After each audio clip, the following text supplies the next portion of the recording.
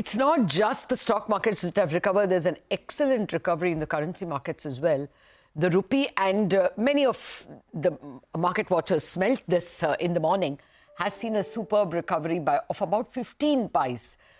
Remember, the low that the rupee had touched was 85, 84 pies to buy a dollar. And now it is 85.68 pies. That's the kind of recovery, about 15 pies recovery from yesterday's lows that we have seen in the currency. And this is for the first time, it's a long unwinding, dollar long unwinding, partly prompted by the fact that the dollar index fell very sharply overnight. Remember, it was over 109 last week. Yesterday as well, it was about 108.9, now 108.2. So a fairly sharp fall in the dollar index. If you compare week on week, the renminbi also was one cause of worry on Monday. It had fallen beyond that 7.28, 7.29, which the PBOC was defending until last week. It fell on Friday. Monday as well was a day of watching whether the renminbi will fall further. It didn't. It has stabilized at 7.32, and all that has added a lot of vigor to the Indian rupee bulls, if you please, as well. The FII number was not at all as bad as was feared. Looking at the fall yesterday, people were expecting another 4,000 crore number. It turned out to be more a 2,500 crore number. So today it is, action positive for the rupee bulls is a strong word, but they're clearly, the dollar bulls are a bit on the back foot and are winding up their long positions. It looks like the rupee will have a decent day today. That's the word from the dealers. But from rupee, let's straight away go to focus on the banking sector, because we've had so many of the pre-results announcements coming in. It's been a mixed bag. And we've got a person who looks at this very closely, an expert at this, Suresh Ganapathy, Managing Director and Head of Financial Services Research at Macquarie Capital. Good morning, Suresh. Thank you very much indeed for your time. As always, I'm going to start with the big boy, HDFC Bank. Will you rejoice that their deposits is better than the market? Or will you worry that, yes, loan growth is low, but this is quite low at barely 3 to 4%? Yeah. Look, I think, of course, they have indulged in selling down some of the loans. And, the path here is to get down to 90% kind of an LDR ratio. And then you can start growing a bit more aggressively, right? Every bank in the system which has gone through a period of merger or various other issues, of course, HDFC Bank doesn't have an asset quality issue. You have seen them going through a consolidation phase, right, where they actually decline their loan book for that matter. HDFC Bank can't do that. But nevertheless, at least grow at a slower pace. And then later on, go on to a path of higher growth and higher profitability. I think we have to understand that this is a period of consolidation. It will continue for another 6 to 12 months before you can see the acceleration going forward. What is more important here is the deposit growth. Let's assume they end the year with the same 15-16% kind of a deposit growth, which means you're talking about a good 4Q. Ultimately, all these things, Latha, has to flow into margins. So if they can indeed improve their margins and an overall ROA, the outcome definitely is likely to be positive for the stock over the longer run. Are you getting a feeling that the margin pressure is over for the banking sector in general? Or is there still dog-eat-dog competition for deposits and therefore margins will be under pressure? Okay, so let me put it this way, that the deposit environment should get slightly better next year, because if you look at it, the RBI has cut CRR of 50 basis points. And if you assume a money multiplier of 5x, which is 1 upon reserve ratio, that's the way we calculate money multiplier, or M3 by M0, the number is 5 times, right? So a 50 basis point cut should actually give a 200 basis point improvement in deposit growth next year. So you're looking at more like a 13% kind of a deposit growth, which can support a 13-14% kind of a loan growth. Now, this is a good outcome, I would say, for next year. Of course, it would partially be offset by the rate cuts that we are looking at, about 50 basis points for next year. And that keeps the margins slightly under check. So I don't think margins will expand from current levels. More or less, it should be maintained around the current levels is what I would say, because there is an offsetting factor in terms of a cut in rates by the Reserve Bank of India. Yeah. Okay. Well, let me go to some untrodden path. Kotak Bank, they've not yet given us their pre-quarter numbers, but that resignation of the CTO kind of was a bit of a jar, because they already have been pulled up by the Reserve Bank for credit card issuance, and they were stopped last time. So is this a big setback, or is it valuable enough? Has it fallen enough? And you know the pedigree of the bank, so does it become even better than an outperform? I think you upgraded it some time back. Yeah, sure. No, look, Latha, I think let's put it this way, that would the resignation of CTO in any way affect RBI's decision-making process?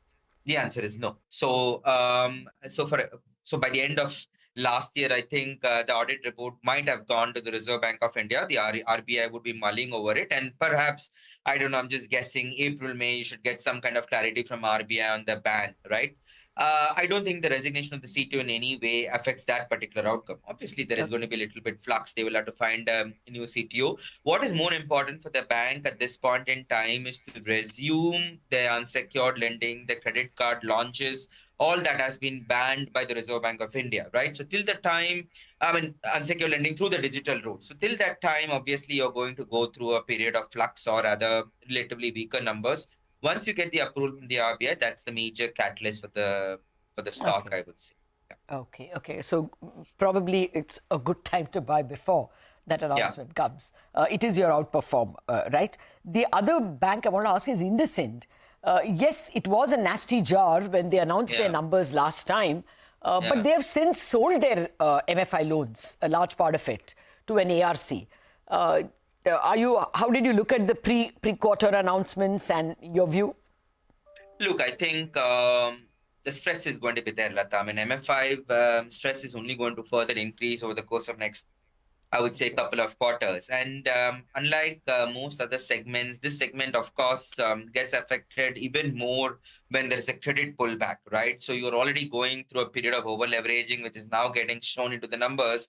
On top of that, you're also not likely to lend incremental credit, which can further result in a credit squeeze and eventually further degree of NPL. So we are going to go through a period of pain for all MFI players, and IndusInd Bank being the largest in the banking space, would go through that. The current price adequately, in my opinion, factors that kind of a stress. Now, the problem here is till the time you see earnings recovery, which means you start seeing plateauing of MFI NPLs and then consequently reduction in credit costs, that at least, Latha, is a couple of quarters away. Point number one. The second thing, unfortunately, the way you look at for IndusInd Bank is we need clarity on the CEO tenure. We're very close to that, right? So March 24th to 23rd is the time when Suman's tenure ends, and we are on January 7th. So we should get an update from the Reserve Bank of India by the end of this month or early Feb, in case he needs to get a 3-year extension. And that's a very important factor also driving the stock performance in the near term. That will be a real shot in the arm if that kind of stability is assured by the Reserve Bank. But we have to wait and see. And take a point on MFI. Utkarsh SFB, highest decline in collection efficiency in this quarter. I mean, 87.7 is a bit of a jar. So now how would you look at the small finance banks itself? Is there any pick for you there? No, none. I mean, actually, we don't cover any of them. But having said that, really, the MFI portfolio stress is going to play out. I mean, Equitas would be having a lower MFI exposure, to that extent, less affected compared to others. But even everybody gets affected, right? Yep. So for the time being, I think it is very essential to understand that till the time, interestingly, Latha, I was just speaking to a couple of investors. After a very long period of time in the banking sector, we are back to asset quality discussions, right? Oh, yes. Yeah, I mean, so we're not talking about when the unsecured NPLs will peak out. So clearly, you have to differentiate who is going to see more stress, who's going to see less stress. Of course, the likes of HDFC, ICICI, and of course, some of the PSU banks would continue to see lower stress compared to others. And therefore, you stick with them than any of the other smaller finance banks, or for that matter, NBFCs who are a little bit more exposed to that. Fair enough. Let me quickly pack in a couple of more questions. So, PSU banks, I was taken aback when I saw the PNB numbers. They were so good, the deposit growth. But other banks that followed were, extremely modest. Yeah. Anything in the pack? Yeah, look, I think if you look at PSU as a pack, Latha, I mean, yes, PNB's this quarter deposit growth obviously has been pretty strong, as you know.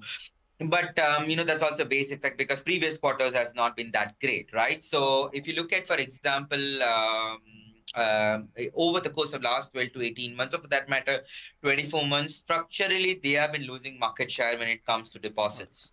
And that's my cause of worry, right? So if your system is growing at 11%, you've seen HDFC Bank and ICICI growing at 15%, and many of the other private sector banks having done very well. The PSUs are the ones which are losing market share. SBI itself is growing at 10, 11%, or rather expected to go at that level. So these smaller ones are losing even more. So that's a cause of worry over the medium term. And I'm still waiting for the ECL guidelines. I mean, I do believe that we are more closer towards the ECL guidelines now than what we were last year. And these guys don't carry any kind of contingent buffer. I'm pretty sure that there was going to be a hit on the net worth across all the PSU banks when the ECL guidelines gets crystallized. Okay. Okay. And quickly now on the NBFCs, with RBI in a pro-liquidity mode and possibly a couple of cuts, are NBFCs better placed than banks? Which ones? Look, I have a bias towards slightly lower valuation NBFCs. Look, the way I look at it is that, Latha, you have to understand that this is going to be a limited rate cut cycle.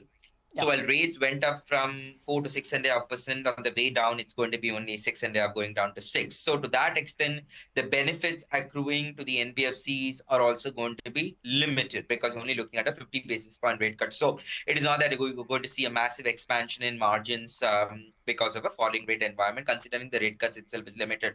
On top of that, the RBI is continuously monitoring credit towards NBFCs, bank credit towards NBFCs. I don't think so.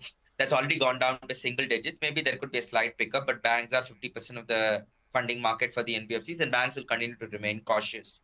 And on top of that, I think one thing which the market is missing, in my view, is that growth this cycle is definitely going to be lower compared to the growth seen in the earlier cycle. Because the kind of growth in unsecured space for the fintech NBFCs, for the normal NBFCs that we saw, is not going to happen in the next couple of years. So we are going to look at a slightly lower growth environment because of the unsecured loan growth being relatively weaker. If that indeed is the outcome, I would not prefer the high valuation NBFCs. I'll go for a lower valuation NBFC like an AB Capital, or for that matter, Shriram Finance, which fits the bill relatively better. Okay, point taken. We don't have time for insurance, but you have only one buy there. SBI Life? Yeah, I mean, we will have to relook at the entire sector recommendation. But let's put it this way, that Latha, I mean, the problem with that life insurance sector in particular is the fact that the people thought we are seeing the end of the regulations. That's not the case, right? We are going to see now more regulations coming on the bank assurance. That's right, distribution agents now. Now we have only tied agency concept in case of insurance. What happens if they open the entire agency market for everyone? So it's going to be quite an ugly battle.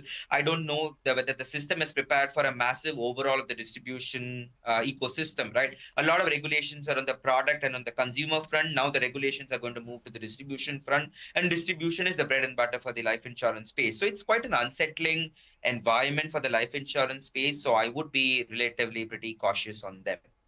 Okay, that's beautifully explained, wrapped up so nicely on how we should approach the ecosystem itself of insurance. Suresh Ganapathy, thank you very much for giving us a perspective on all the three pillars of the financial space. We will touch base after we get a couple of numbers. Thank you very much for joining us. Sure. And as we sign off, maybe Suresh is the good luck charm. We are seeing a fairly decent recovery after that heartbreaking fall we saw at 10 a.m. in the markets. There has been a bit of a recovery, especially in the mid-cap space, and the rupee, surprise, surprise, recovered all the way to 85.66. So that's a very smart recovery we are seeing on the currency. That gives a bit of confidence even to equity investors. Wrap up on Bazaar on that high note. Chartbusters takes the action forward.